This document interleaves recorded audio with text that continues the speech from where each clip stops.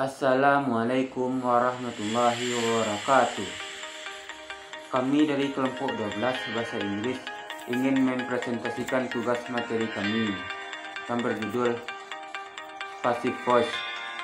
Saya tidak sendiri. Nama saya Samsul Ad-Dahri, NPM 2031030048. Teman saya Siti Lailatul Atiyah, Suci Andriani, dan Yusuf Arya Sukma. Passive voice adalah salah satu bentuk kalimat di mana subjek kalimat menerima aksi, bukan melakukan aksi.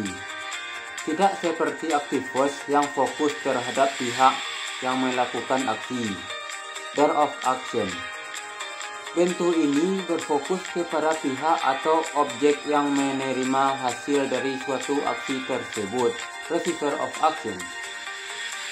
Kalimat pasif digunakan ketika subjek dikenai pekerjaan yang memiliki arti di atau ter. Active sentence is when the subject of the sentence performs the action in the sentence. Passive sentence is when the subject of the sentence has an action done to it by someone or something else. Contoh aktif: my parents plant some flower, pelaku aksi. Pasif: some flower are planted by my parents.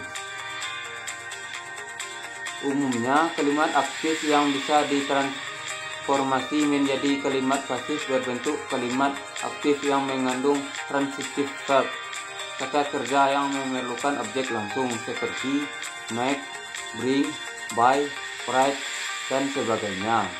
Sebaliknya, kalimat pasif yang mengandung intransitive verb, kata kerja yang tidak memerlukan objek langsung seperti cry, swim, go, arrive, dan be, tidak bisa diubah menjadi kalimat pasif. Assalamualaikum wabarakatuh. Saya Siti Lailatul Atiyah dari kelompok 11 dengan NPM 2031030052 akan sedikit membahas ulasan tentang passive voice, yaitu bentuk aktif dan passive voice, yakni subject plus finite form of to be plus past participle atau third column of irregular verb. Untuk poin pertama yaitu present continuous tense. Present continuous tense adalah kalimat yang menunjukkan pada tindakan yang sedang berlangsung ataupun ketika pembicaraan itu sedang berlangsung.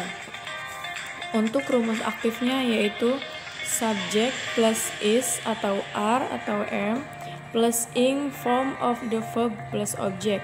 Contohnya yaitu I am reading a story. Untuk rumus kalimat pasifnya yaitu subject plus to be plus being plus past participle atau verb 3. Contohnya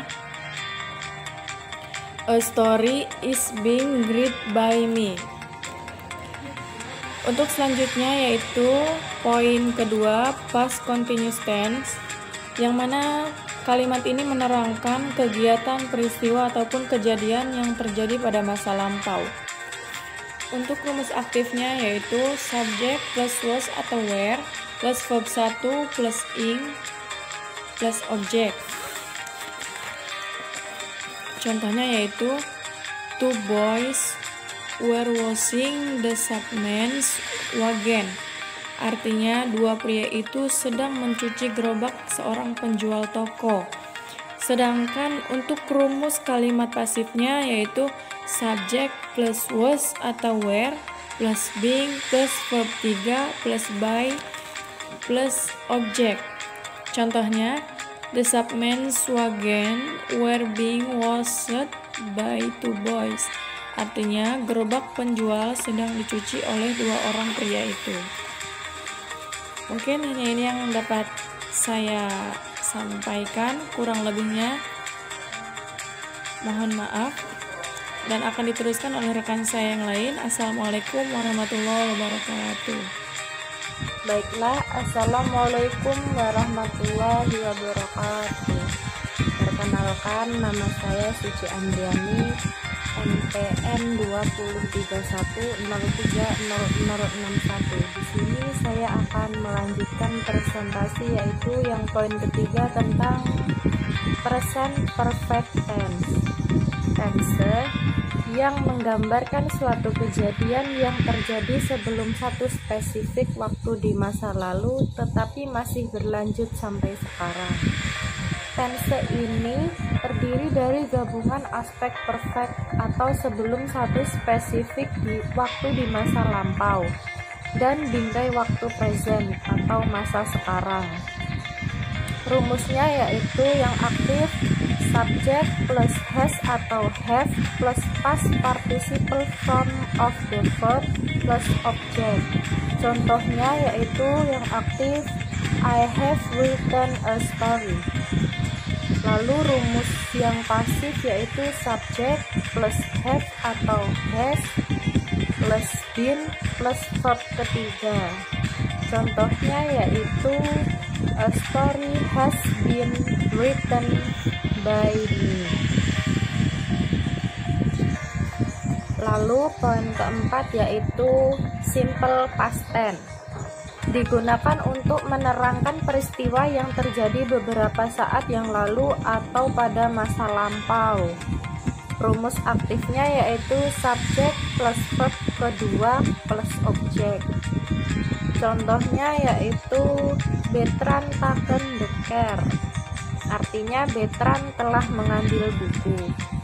Lalu rumus yang pasif yaitu subject plus was atau were plus verb ketiga plus by plus objek. Contohnya the car was taken by Bertrand. Artinya mobil sudah diambil oleh Bertrand. Mungkin cukup itu saja yang bisa saya sampaikan. Wassalamualaikum warahmatullahi wabarakatuh. Perkenalkan, nama saya Yusuf Arya Sukma. Di sini saya akan melanjutkan materi yang telah dijelaskan oleh teman saya sebelumnya, yaitu yang kelima, past perfect tense. Digunakan untuk menerangkan kegiatan atau peristiwa yang telah terjadi pada waktu lampau. Aktif subject plus had plus verb 3 plus object. Yang pasif subject plus had plus been plus verb 3 plus by plus object. Contohnya Tania had opened the book. Tania telah membuka buku. The book had been opened by Tania. Buku telah dibuka oleh Tania. Saat menulis ulang kalimat aktif dalam suara pasif, perhatikan hal-hal berikut, yaitu yang pertama, objek kalimat aktif menjadi subjek kalimat pasif. Yang kedua, bentuk kata kerja yang terbatas diubah menjadi past participle. Yang ketiga, subjek kalimat aktif menjadi objek kalimat pasif atau dijatuhkan. Ciri-ciri passive voice. Kalimat passive voice memiliki beberapa ciri-ciri khusus yang menjadikannya berbeda dengan jenis kalimat lain. Pada bahasa Inggris, bentuk ini beberapa ciri khusus pada kalimat passive voice. Yang pertama, adanya to be plus verb 3. Rata-rata atau kebanyakan tensi menggunakan rumusan ini untuk membuat sebuah passive voice. Namun ini bukan merupakan syarat utama untuk membuat passive voice, karena ada beberapa tensi yang menggunakan verb to untuk membuat passive voice. Yang kedua, kalimat passive voice adalah kalimat yang mempunyai sebuah predikat atau verb. Verbal sentensi atau kalimat yang bisa diubah ke passive voice adalah verbal sentensi yang memiliki objek. Yang ketiga, the passive verb always contains a form of the auxiliary verb be. Kata kerja pasif selalu mengandung bentuk kata kerja bantu.